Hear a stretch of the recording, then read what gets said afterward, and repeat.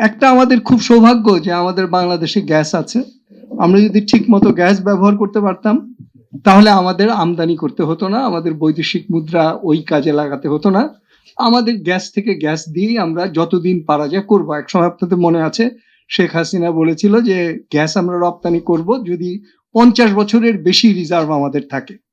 তার মানে আমাদের যথেষ্ট গ্যাস যদি থাকে তাহলে আমরা গ্যাস আর রপ্তানি করবো না। সুতরাং ওই লড়াইটা আমরা সফল হয়েছিলাম, আমরা গ্যাস রপ্তানি বন্ধ করে দিয়েছিলাম।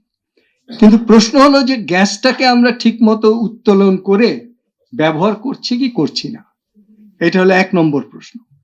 এটাতে দুইটা উত্তর বদরুল ইমামের।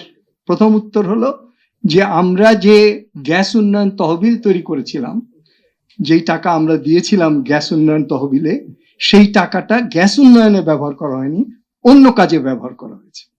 সেটা যেহেতু করেছে, তার ফলে গ্যাস উন্নয়নের জন্য যে যদি ঠিক মতো ব্যবহার করা হতো তাহলে হয়তো আরো কয়েকটা গ্যাস ফিল্ড আবিষ্কার হতো, তাহলে আমাদের এলএনজি আমদানি, অন্যান্য কয়লা দিয়ে উৎপাদন করা বা এইসব হাহাকার তৈরি করা, অথবা এখন যে হরমুজ প্রণালী বন্ধ হয়ে গেল, আমরা তো একদম একটা মাথায় হাত দিয়ে আশঙ্কা অস্থির হয়ে আছি, এই জিনিসগুলো আমরা কিছুটা কমাতে পারতাম।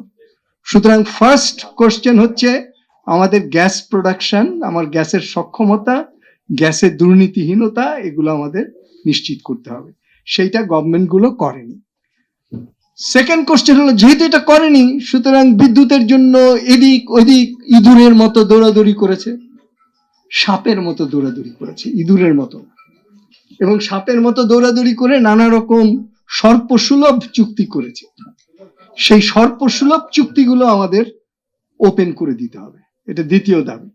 স্বচ্ছ যত চুক্তি আছে, সেটা আইপিপি চুক্তি প্রাইভেট সেক্টরের সঙ্গেই হোক, আদানির সঙ্গেই হোক, এটার সমস্ত চুক্তিপত্র মানে স্বচ্ছ করে পার্লামেন্টে ডিসকাস করতে হবে।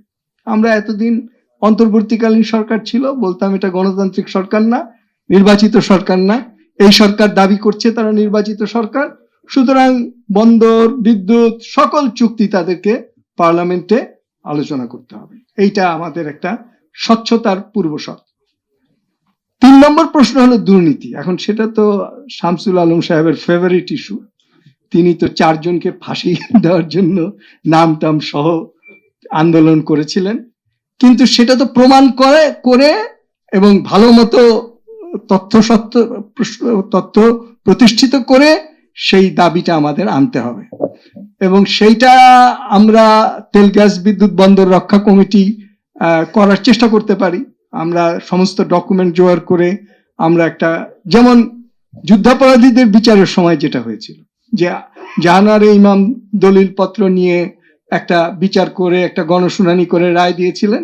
যাকে দলিল পত্র রক্ষা করতে দিয়েছিলেন তিনি পরে পিএইচডি থিসিস করার জন্য কেমব্রিজে চলে গেছিলেন দলিল পত্রগুলো সব। তারপরে তো তিনি আছেন এবং এখন আবার ক্ষমতাচ্যুত হয়েছে। কিন্তু আমাদের তেল গ্যাস বন্দর কমিটিতে সেটা না, আমাদের সেরকম কোনো বাঘের ঘরে ঘোগের ভাষা আমাদের মধ্যে নাই। এখানে আনু আছে, আমি আছি, আরো অনেকে যারা আছে, শামসুল আলম আছে, সেইটা না। কিন্তু যেটা হচ্ছে যে এটা করার জন্য যেই তথ্য দরকার এবং যেই প্রমাণাদি দরকার, সেগুলো আমাদের ভালো করে জোগাড় করতে হবে। হয়তো আমরা চেষ্টা করব, শামসুল আলম ভাই এটা নিয়ে পিছনে লেগে আছেন, তার কাছে তথ্য আছে, সেগুলো সহ আমরা আবার একটা জাহানারা ইমাম স্টাইলের কোনো কিছু করতে পারি কিনা সেটা আমাদের দেখতে হবে।